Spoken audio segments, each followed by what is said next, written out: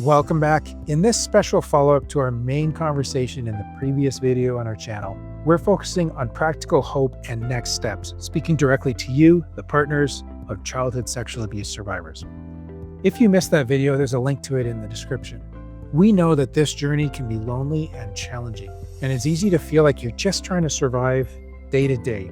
So in the next few minutes, Mary DeMuth, my guest on this interview, is going to share some incredibly valuable wisdom on how you can redefine intimacy, care for yourself to avoid burnout, and discover the unique strength that your marriage can gain through the process of recovery from childhood sexual abuse as you support your partner.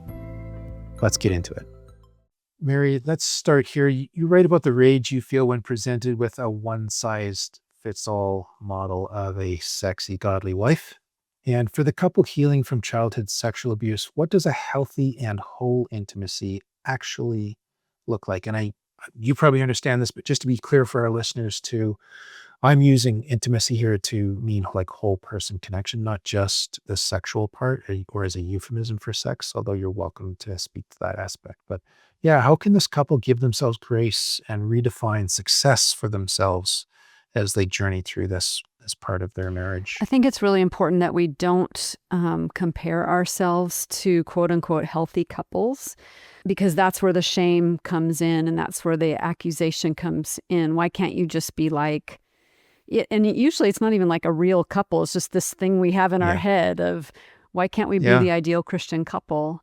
And that does not enter into grace. So really what looks like recovering from this is, it really is kind of boring. It's a lot of communication. It's a lot of conversation where you're willing to be frank, which can be very, very hard.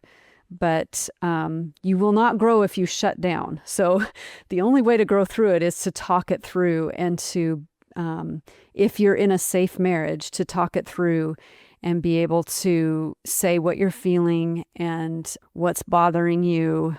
And also to reiterate that you want to have a fantastic marriage, that you want to. You may not know how to get there, but that at least you have that willingness of, I want us to be a couple that loves each other and really does life together. Yep. Love that. That's the shared vision, right?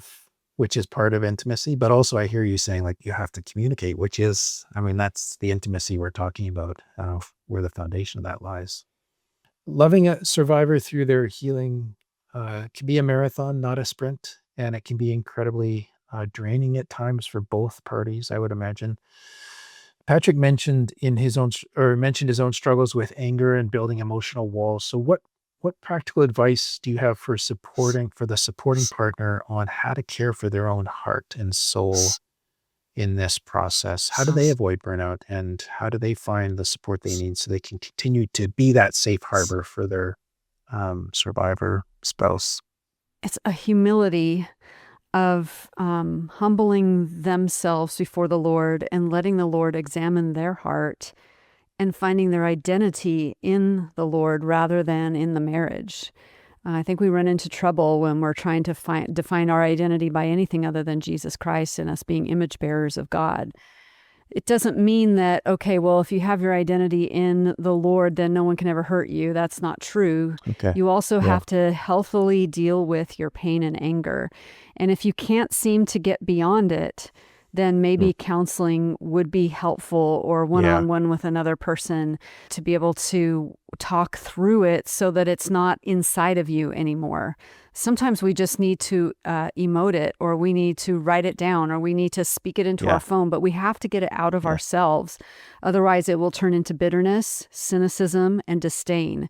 And when you get to the disdain stage, a marriage will die.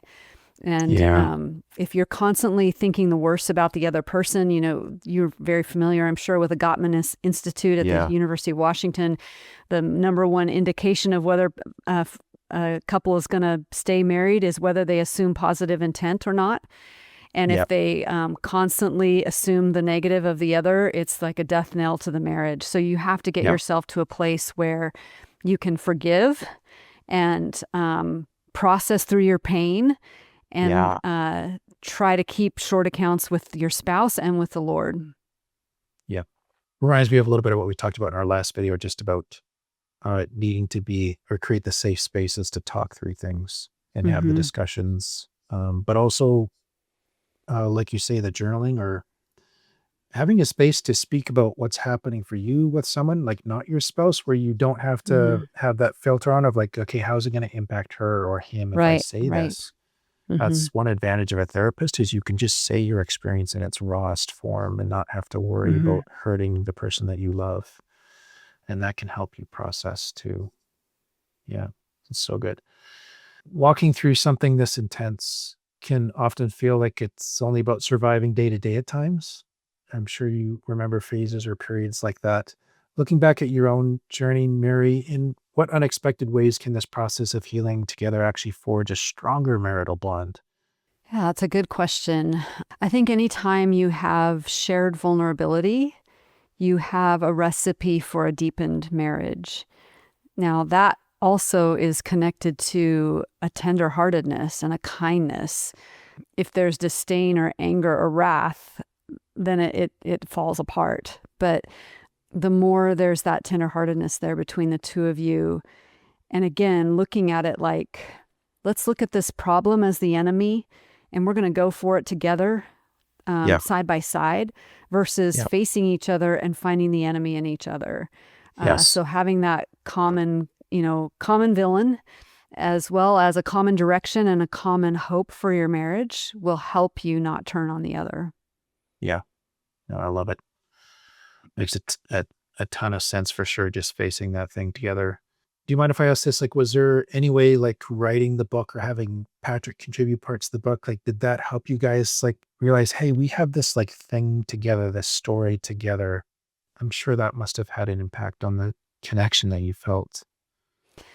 Definitely. And then when we would teach together about this very issue, we did a couple seminars around the United States. There was just something really beautiful about one of the most difficult things that we've gone through. To be able to then be a part of someone else's healing was also a bonus.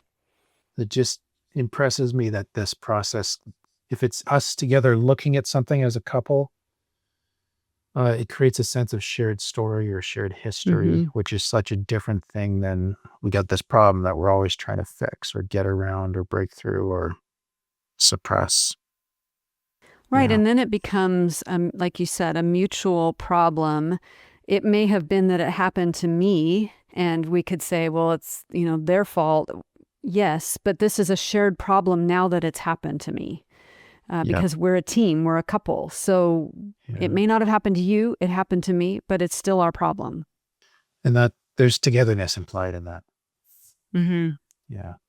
So it sounds like just sort of committing to navigating those deep waters together, that itself is like a shift in the coupleship that helps forge a stronger marital bond out of these extra challenges that some marriages face. Am I right? I think so. And, I Yeah. need to say too, though, that there are marriages that we're speaking to right now that are unsafe. And talking about all these things is a moot point because you don't feel safe enough to even bring it up. So I just acknowledge that Yeah. I'm not necessarily always speaking to two people who really want to work it out. And there can Yeah. be a lot of loneliness that can come when one spouse only views it as your problem and you're Yeah. alone in it and you can't seem to fix it. It's a very Yeah. difficult place to be. Yeah. Yeah. And how much more powerful when the couple is able to shift to a togetherness about it and support each Mm-hmm. other. Yeah. Yeah. Thank you for bringing that out, Mary. Again, Mary, this has been super helpful. For those who want to go deeper, just tell us again about your key resources like the book Not Marked, where people connect with you and find your work online. Yeah, so Not Marked is where it is on Amazon, and then Okay. We Too, where about the church, how the church can respond redemptively to the sexual abuse crisis, addresses a lot of these things as well, but mostly Not Marked. And then we2.org, Okay. and we2.org/21 days, and you can get a 21-day email sequence of everything that I've learned about healing from past sexual abuse. Awesome. Yeah. Thank you so much for sharing that, Mary. Appreciate it. Thank you for joining us once again. It's been super helpful just to cover this additional bit of information here. I Sounds appreciate it. great. Thank you so much.